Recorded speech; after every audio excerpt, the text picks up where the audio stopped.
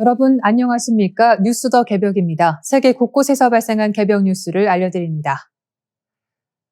아이슬란드에서 처음으로 모기가 발견됐습니다. 얼음의 나라로 불리는 아이슬란드는 그동안 남극과 함께 지구상에서 모기가 서식하지 않는 유의한 지역으로 알려져 왔습니다.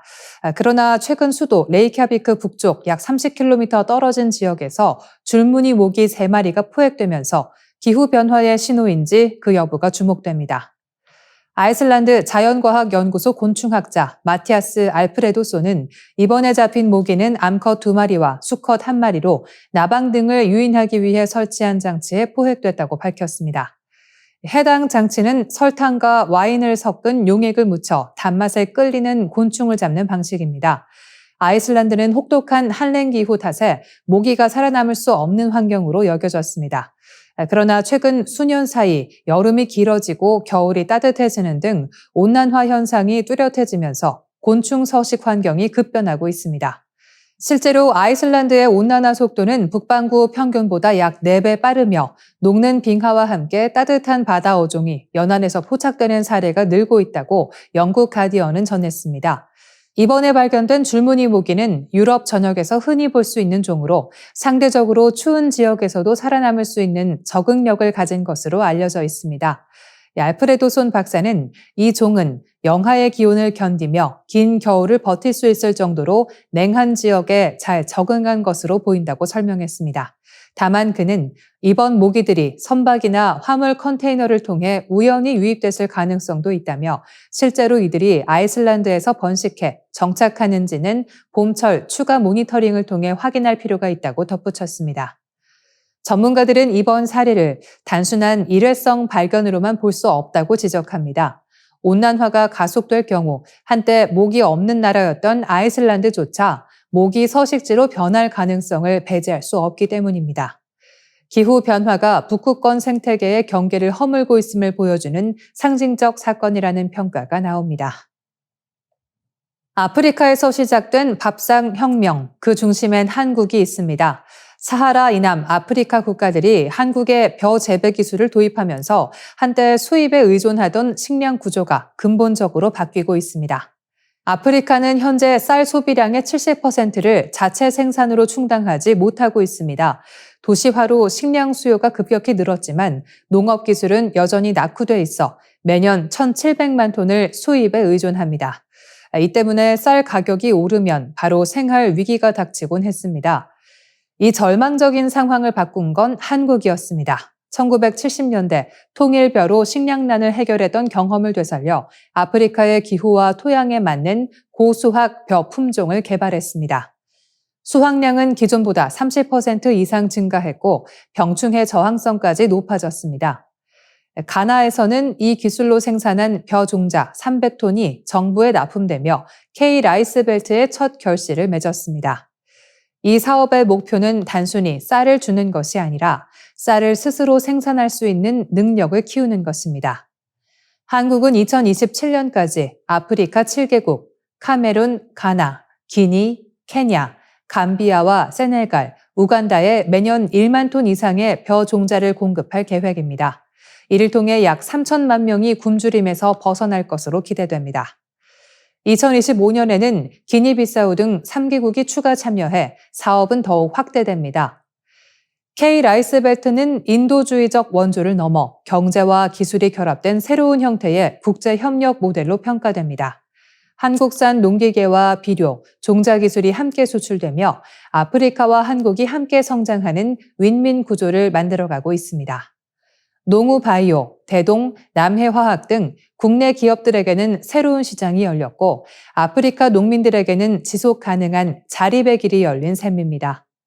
한국은 2023년 서울에서 가나, 감비아, 세네갈 등 8개국 농업 장관과 함께 K-라이스벨트 장관회의를 열어 국제협력 체계를 공식화했습니다. 이어 2024년에는 마다가스카르, 말라위, 앙골라 등 6개국이 추가로 참여하며 프로젝트는 14개국 규모로 확대됐습니다.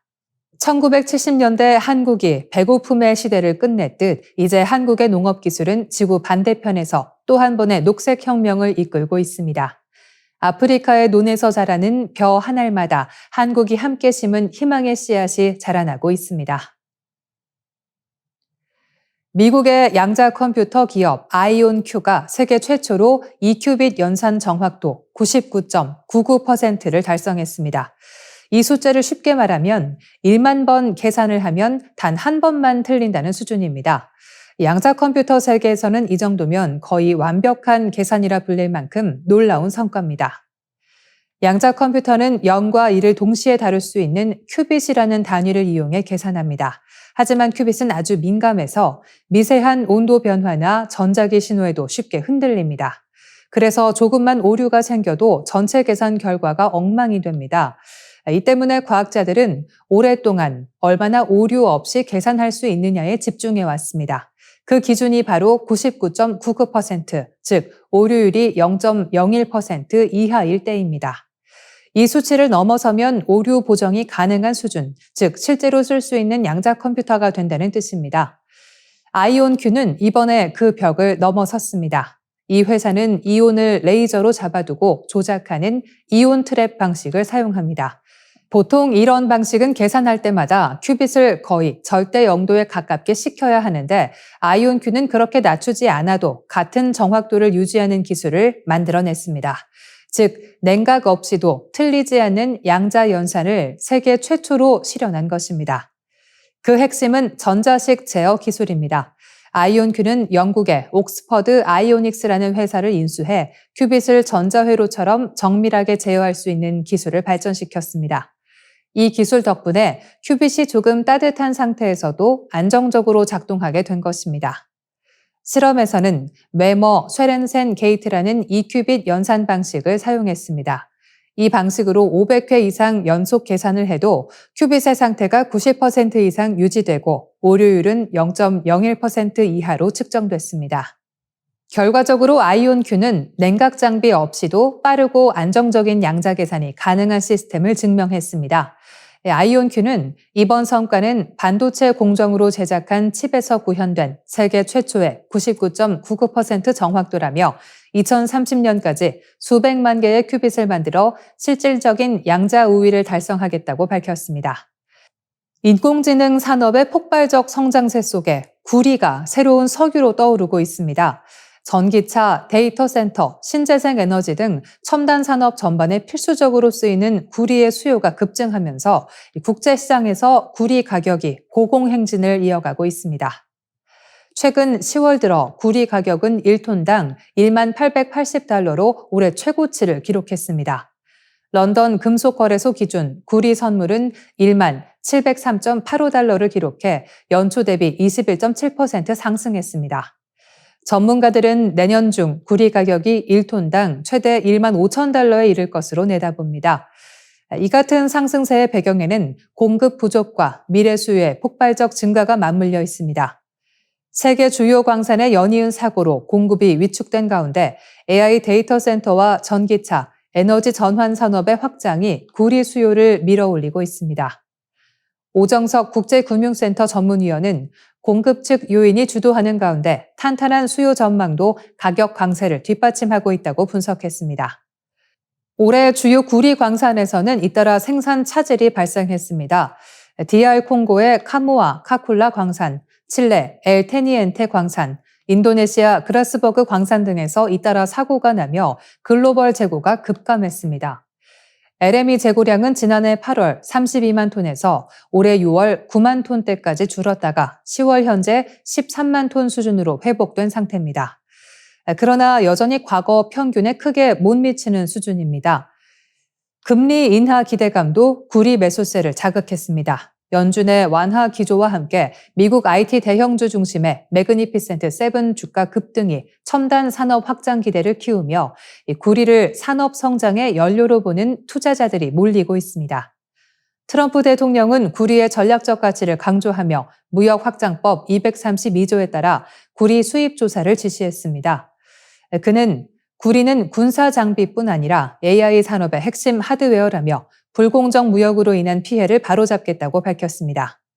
국제에너지기구에 따르면 글로벌 데이터 센터의 전력 소비량은 2024년 415테라와트시에서 2030년 945테라와트시로 2배 이상 증가할 전망입니다. 전력망 확충이 필연적이며 이는 곧 구리 수요 급증으로 이어집니다. 전문가들은 향후 구리 확보 경쟁이 자원 패권의 새로운 전장이 될 것으로 내다보고 있습니다. 국가 간 구리 쟁탈전이 심화할 것이며 도시광산과 재활용 구리 확보를 위한 정책적 지원이 필요하다는 것입니다.